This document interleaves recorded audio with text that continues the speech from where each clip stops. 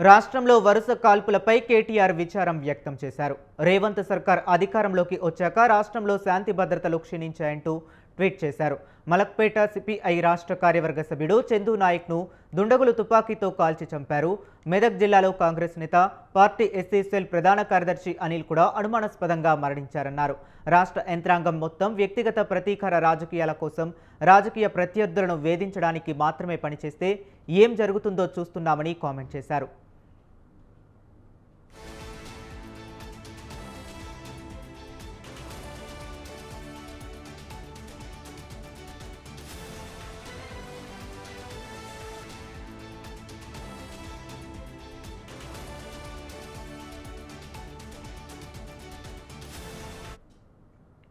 దాదాపు 2 సంవత్సరాల పాటు రాష్ట్రానికి ఫుల్ టైం హోం మంత్రి లేకుండా ఉంటే ఏం జరుగుతుంది?